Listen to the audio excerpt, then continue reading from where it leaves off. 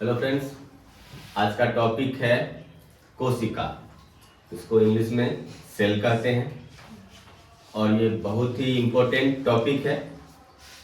Class 9th में biology का ये पहला चैप्टर है और क्लास 8 में भी आपको सेल पढ़ने को मिलता है। क्लास 8 में उसको इंट्रोडक्शन कराया गया है सेल का, जबकि क्लास 9th में उसको थोड़ा विस्तार से बताया गया है। तो आज का जो क्लास कोशिका का होने वाला है, तो उसमें ये वीडियो क्लास 8 और 9 दोनों के स्टूडेंट के लिए बराबर फायदेमंद रहेगा। तो सभी लोगों को इस वीडियो को देखना है, पहली बात। और दूसरी बात, क्योंकि ये चैप्टर थोड़ा बड़ा है तो हो सकता है कि एक वीडियो में पूरा क्लास कवर न हो पाए, तो इसीलिए मुझे इसका दूसरा वीडियो भी लाना पड़ेगा। तो कोशिका को अच्छी तरीके से समझने के लिए आपको ये वीडियो जरूर देखना चाहिए। तो हमारा टॉपिक है, पहला चैप्टर है ये क्लास 9th का बायोलॉजी का, कोशिका, इंग्लिश में कहते हैं सेल। तो कोशिका है क्या? सबसे पहले हमें कोशिका को समझना पड़ेगा कि कोशिका है क्या। कोशिका जीवन की संरचनात्मक एवं क्रियात्मक इकाई है। अभी थोड़ा जटिल हिंदी हो गया। कोशिका जीवन की संरचनात्मक और क्रियात्मक इकाई है। तो क्या है संरचनात्मक का मीनिंग और क्या है क्रियात्मक का मीनिंग, इसको समझते हैं। संरचनात्मक का मीनिंग है कि जीवन की जो संरचना है, स्ट्रक्चर है, जो कोई भी सजीव का जीवन बना हुआ है तो वो कोशिका से ही बना है। और जीवों में जितनी भी तरह की क्रियाएं होती हैं, जीव जितने भी तरह का क्रिया करता है, चाहे वो आंतरिक क्रिया हो या बाह्य क्रिया हो, उस सब कोशिका के कारण ही संभव हो पाता है। तो इसको हम कंपैरिजन करके करेंगे एक सजीव से और एक निर्जीव से भी। जैसे सजीव में हम लेते हैं मनुष्य को और निर्जीव में हम लेते हैं, जैसे आपका ये क्लासरूम है, इसको ले लेते हैं एग्जाम्पल को समझने के लिए। तो ये एक घर है, कमरा है। इसका निर्माण किससे हुआ है? इसके निर्माण में लगा है ईंट, बालू, सीमेंट, गिट्टी, छड़, मिट्टी, ये सभी चीजों से मिलकर के इस घर का निर्माण हुआ है। उसी और हमें दिखता ये घर है। उसी तरह से हमारा शरीर का निर्माण भी लाखों करोड़ों कोशिकाओं के मिलने से हुआ है और दिखता हमारा शरीर है। तो जिस तरह से इस घर में एक एक ईंट का जितना योगदान है, उतना ही योगदान हमारे शरीर के निर्माण में, हमारे शरीर की संरचना में एक एक कोशिका है। जिस तरह से इस घर के निर्माण में एक ईंट का साइज गिट्टी के साइज से अलग है, बालू के साइज से अलग है, छड़ के साइज अलग है, उसी तरह से हमारी शरीर की सभी कोशिकाओं का भी आकार अलग अलग होता है और उसका निर्माण, उसका कार्य भी अलग अलग होता है। दोनों की तुलना से आप समझ पा रहे हैं। तो जैसे हमने ईंट, बालू, सीमेंट से जोड़ते हुए एक दीवार बना दिया है ना, फिर कई दीवार बनाया। उसी तरह से कई सारी कोशिकाएं आपस में मिल करके जो कि एक जैसी कार्य करती हैं, वो उत्तक का निर्माण करती हैं। उत्तक को टिश्यू कहा जाता है। और कई सारे टिश्यू मिल करके एक अंग का निर्माण करता है, ऑर्गेन। जैसे हमारा हृदय, हार्ट एक अंग है। उसी तरह से जिस तरह से कई सारे दीवार और छत मिल करके किसका निर्माण किया? एक घर का, एक कमरा का निर्माण किया। और फिर कई कमरे मिल करके एक घर का निर्माण करते हैं। उसी तरह से कई अंग मिल करके एक अंग तंत्र का निर्माण करता है। और फिर कई अंग तंत्र मिल करके हमारे शरीर का निर्माण होता है। हमारे शरीर के निर्माण में कई अंग तंत्र का योगदान है। पाचन तंत्र का अलग काम है, हमारे शरीर में भोजन का पाचन करना। और कंकाल तंत्र का अलग योगदान है, जिसके वजह से हमारा शरीर की ये रचना खराब हो पाता है। वो भी बेसिकली किससे बना है? कोशिका से ही। मांसपेशीय तंत्र का अलग योगदान है। श्वसन तंत्र का श्वसन करना और ऊर्जा का निर्माण करना। संवहन तंत्र का हमारे शरीर में सभी पौष्टिक पदार्थों को पहुंचाना और ऑक्सीजन को पहुंचाना, कार्बन डाइऑक्साइड को बाहर करना। तो ये कई सारे अंग तंत्र हैं जो कि हमारे मिलकर के हमारे शरीर का निर्माण करता है। और ये सभी अंग तंत्र बने हुए किससे हैं? अंग से। अंग बनता है उत्तक से और उत्तक बनता है किससे? कोशिका से। तो इसीलिए कोशिका को जीवन की संरचनात्मक इकाई कहा जाता है। ये बात क्लियर हुआ कि कोशिका को जीवन का संरचनात्मक इकाई क्यों कहा जाता है। अब आते हैं क्रियात्मक इकाई, कि कोशिका को जीवन का क्रियात्मक इकाई भी कहा जाता है। कैसे? तो हम कोई भी क्रिया करेंगे, क्रिया का मीन्स काम से है, हम कोई भी काम करेंगे, मान लीजिए हम चलने का काम करते हैं, तो चलने के लिए हम अपना पाँव यूज करते हैं।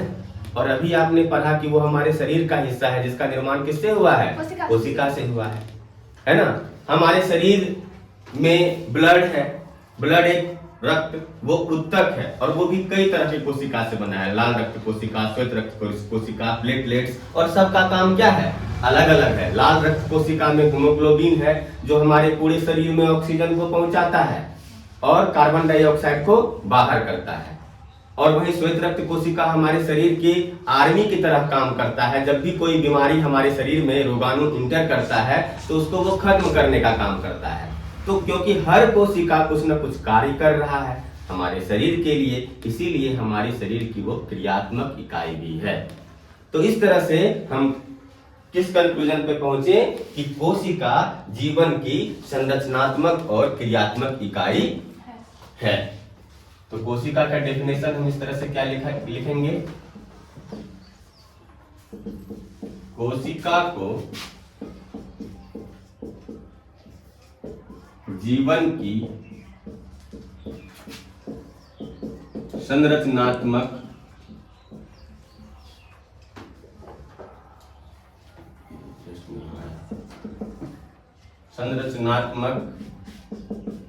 एवं क्रियात्मक इकाई कहा जाता है। Cell is the basic structural and functional unit of life. English में इसका डेफिनेशन इस तरह से होगा। अब आते हैं कि इसका नाम कोशिका क्यों पड़ा, सेल ही क्यों पड़ा, है ना। तो उस पे आते हैं। तो कोशिका का नाम कोशिका यानी सेल पढ़ने के पीछे की भी एक कहानी है और ये कहानी उसके खोज से जुड़ी हुई है। ठीक है। तो कोशिका की खोज हुई 1665 ईस्वी में। कोशिका की खोज 1665 ईस्वी में रॉबर्ट हुक के द्वारा किया गया। किसके द्वारा किया गया? रॉबर्ट हुक के द्वारा किया गया। ठीक है। तो आखिर 1665 ईस्वी में ही क्यों किया गया? तो रॉबर्ट हुक साहब ने 1665 ईस्वी में अपना एक सूक्ष्मदर्शी बनाया, संयुक्त सूक्ष्मदर्शी। सूक्ष्मदर्शी को इंग्लिश में माइक्रोस्कोप कहते हैं, जिसकी सहायता से आप अत्यंत छोटी चीजों को भी कई गुना बड़ा कर देता है वो, और आप देख सकते हैं स्पष्ट रूप से। तो इन्होंने जो सूक्ष्मदर्शी बनाया तो क्या देखे जैसे बच्चों लोगों को नया कोई खिलौना मिल जाता है या कुछ नया चीज मिल जाता है जिससे कि वो पहली बार मिल रहा है, तो वो सोचता है कि इसको किस तरह से यूज करे, है कि नहीं। तो वो भी एकदम पूरा सब कुछ को देख रहे थे उससे। तो देखते देखते उन्होंने पेड़ का छाल को देखा, कॉर्क को देखा, और जब उन्होंने उसे देखा तो उनको उसमें इस तरह का कोष्टक जैसा चीज दिखाई दिया।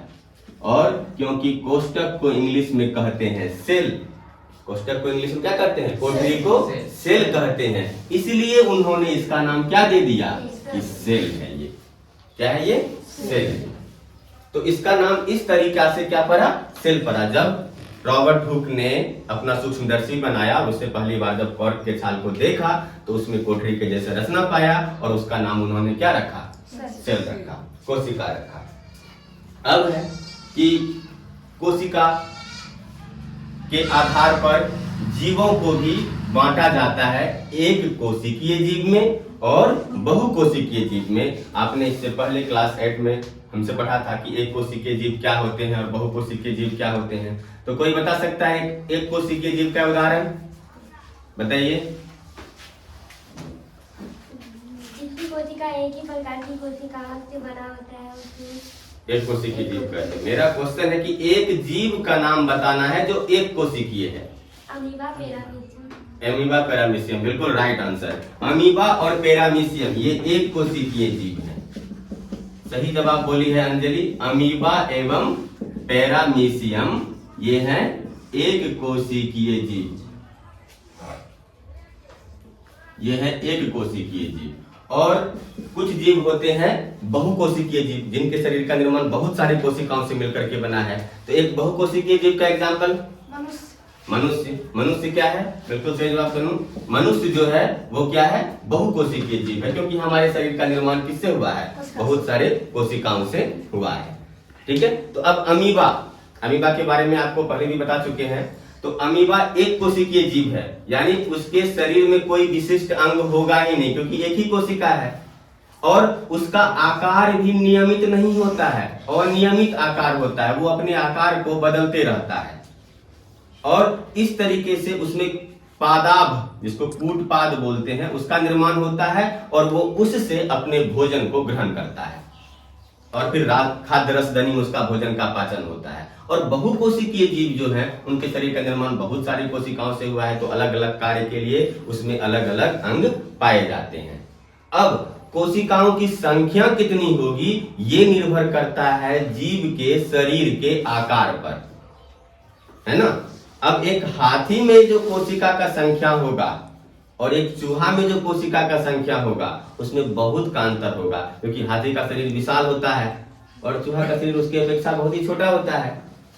दोनों बहुकोशिकीय जीव है, लेकिन दोनों के में शरीर में कोशिकाओं की संख्या में क्या होगी? अंतर होगी। एक बरगद के पेड़ में कोशिकाओं की संख्या और एक तुलसी के पौधा में कोशिकाओं की संख्या में क्या होगा? बहुत का अंतर होगा, क्योंकि उसके शरीर के आकार में बहुत बड़ा अंतर। ये तो हुआ कोशिकाओं की संख्या में। और कोशिकाओं के आकार में भी अंतर होता है। कोई कोई कोशिका बहुत बड़ा होता है और कोई कोई कोशिका बहुत ही छोटा होता है। जैसे अगर हम बात करें बहुत बड़ी कोशिका की, तो शुतुरमुर्ग का अंडा सबसे बड़ी कोशिका है। सबसे बड़ी कोशिका कौन है? अभी तक ज्ञात सबसे बड़ी कोशिका है, सबसे बड़ी कोशिका शुतुरमुर्ग का अंडा होता है,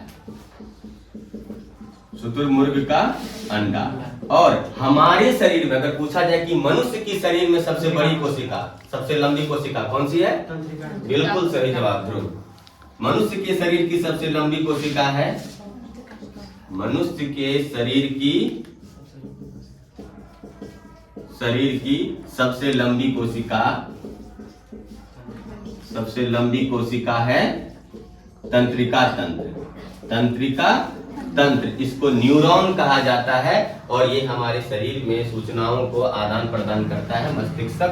जब आप क्लास 10th में जाएंगे या जब क्लास 10th का वीडियो बनाएंगे तो उस समय इसके बारे में और भी हम लोग क्लियर करेंगे। ये तो आपने देखा कि कोशिका होता क्या है, कोशिका से कैसे जीवों का निर्माण होता है, इन चीजों को आपने समझा। अब हमें कोशिका को समझना है डिटेल्स में कि कोशिका कैसे कार्य करता है। ठीक है, कोशिका का संरचना, कोशिका का निर्माण किस तरीके से बना हुआ है ना। तो कोशिका का अगर हम अध्ययन करना चाहें तो हम कोशिका को 3 भागों में बांटना चाहेंगे कोशिका के अध्ययन के हिसाब से। ठीक है, तो अध्ययन के दृष्टिकोण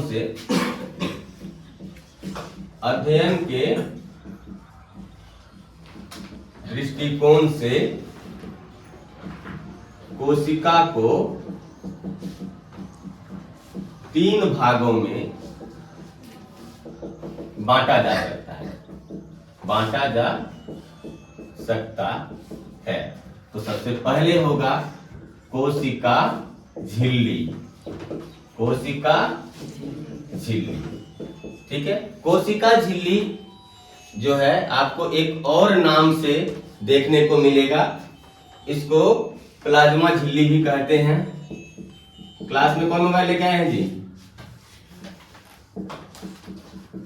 क्लास मोबाइल लेके नहीं आना है, और अगर लाना भी है, अगर ले आए हैं गलती से आ गया है भूल से, तो आप उसको साइलेंट कर दीजिए। ठीक है, हेलो करने का मन कर रहा है तो कोशिका झिल्ली को और किस नाम से जाना जाता है? प्लाज्मा झिल्ली के नाम से जाना जाता है, और इंग्लिश में इसको प्लाज्मा मेम्ब्रेन भी बोलते हैं। झिल्ली को क्या बोला जाता है? मेम्ब्रेन। तो आप कोशिका झिल्ली को क्या बोलेंगे? प्लाज्मा झिल्ली या प्लाज्मा मेम्ब्रेन बोलेंगे। दूसरा हिस्सा जो है इसका वो है कोशिका द्रव्य। क्या है? कोशिका द्रव्य। और कोशिका द्रव्य को कहा जाता है साइटोप्लाज्म। क्या कहा जाता है? साइटोप्लाज्म। और तीसरा जो इसका हिस्सा है वो है केंद्रक। क्या है? केंद्रक। और केंद्रक को कहा जाता है न्यूक्लियस। केंद्रक को क्या कहा जाता है? न्यूक्लियस। और जब हम कोशिका द्रव्य और केंद्रक दोनों को एक साथ मिला दें तो वो कहलाएगा जीव द्रव्य। क्या कहलाएगा? जीव द्रव्य। और जीव द्रव्य को इंग्लिश में कहा जाता है प्रोटोप्लाज्म। क्या कहा जाता है? प्रोटोप्लाज्म। तो कोशिका के अध्ययन के लिए इसको 3 भाग में बांटे। कौन सा है? बोलिए एक बार मेरे साथ। कोशिका, दूसरा कोशिका, तीसरा कोशिका द्रव्य और केंद्रक को एक साथ क्या बोलेंगे? जीव द्रव्य बोलेंगे। ठीक है। अब जैसे एक हम ऐसे अंदाज से ही बना लेते हैं कोशिका। जैसे ये एक कोशिका है, ठीक है। तो इस कोशिका का जो आप ये सबसे बाहरी आवरण देख पा रहे हैं इसे कहा जाता है कोशिका झिल्ली। ये क्या है? कोशिका झिल्ली। ये किसी भी कोशिका का सबसे बाहरी आवरण होता है। ठीक है। अब इसके अंदर होता है, सबसे अंदर यहां बीच में आप कह सकती हैं, जरूरी नहीं कि बीच में। तो ये जो है इसे कहते हैं केंद्रक। इसे क्या कहते हैं? केंद्रक। और कोशिका झिल्ली और केंद्रक के बीच में ये जो गाढ़ा चिपचिपा पदार्थ जैसी रचना होती है इसे कहा जाता है कोशिका द्रव्य। क्या कहा जाता है? कोशिका द्रव्य। अब यही कोशिका द्रव्य और केंद्रक एक साथ क्या कहलाएगा? जीव द्रव्य कहलाएगा। जीव द्रव्य इंपॉर्टेंट है। हमारा जीवन इसी जीव द्रव्य के कारण है। हमारा जीवन किसके कारण है? कोशिका के कारण है। कोशिका किसके कारण है? इस जीव द्रव्य के कारण है। अब ये जो कोशिका झिल्ली होती है ये नेचर में अर्धपरागम्य होती है। कोशिका झिल्ली क्या होती है? अर्धपरागम्य। तो अभी अर्धपरागम्य का मतलब समझेंगे। कोशिका झिल्ली अर्धपरागम्य झिल्ली होती है। अर्धपरागम्य झिल्ली होती है। इंग्लिश में इसको सेमी परमेएबल मेम्ब्रेन बोलते हैं। क्या बोलते हैं? सेमी परमेएबल मेम्ब्रेन बोलते हैं। आपको जब इसका नोट्स अवेलेबल कराएंगे तो उस समय हिंदी और इंग्लिश में दोनों अवेलेबल रहेगा। और कोशिश मेरा होगा कि पीडीएफ अवेलेबल हो जाए ताकि जो बच्चे ऑनलाइन देख रहे हैं उनको भी इसका नोट्स मिल जाए। और ऐसे तो आप क्लास करते समय वीडियो को रोक करके जितना भी मैंने चीजों को लिखाया है ये बहुत इंपॉर्टेंट है, खास करके ऑब्जेक्टिव के लिए तो ये बहुत ज्यादा इंपॉर्टेंट है। आपका अभी तक मैंने जितना लिखाया है बोर्ड पे और जितना भी मैंने बोला है ये ऑब्जेक्टिव के दृष्टिकोण से बहुत महत्वपूर्ण होने वाला है। और आपके क्लास 9 का जो एग्जाम होगा उसमें 80 से 100 ऑब्जेक्टिव पूछा जाता है, जिसमें से आपको अगर 80 पूछा गया तो 40 जवाब देना है, 100 पूछा गया तो 50 जवाब देना है। तो मेजर पोर्शन बायोलॉजी कवर करता है और ये सब क्वेश्चन आपको उसमें हेल्प करने वाला है। तो आता है कोशिका झिल्ली पे। कोशिका झिल्ली को अर्धपरागम्य झिल्ली कहा जाता है। क्यों? अर्धपरागम्य का मतलब क्या हुआ? अर्ध मतलब आधा, अब परागम्य मतलब आर पार जा सकते हैं और आ सकते हैं। जैसे किसी भी चीज के आप पार जा सकते हैं। ठीक है। अभी जैसे मान लो क्लासरूम के बाहर आप देखिए वो जाफरी समझ रहे हैं, देख रहे हैं बाहर में है ना, उसकी रचना ऐसी है कि उससे अगर एक पत्थर पार जा सकता है लेकिन एक छोटा सा पत्थर, लेकिन एक बड़ा सा पत्थर उसके पार जा सकता है क्या? नहीं जा सकता है। तो अर्धपरागम्य झिल्ली उसी तरह का है।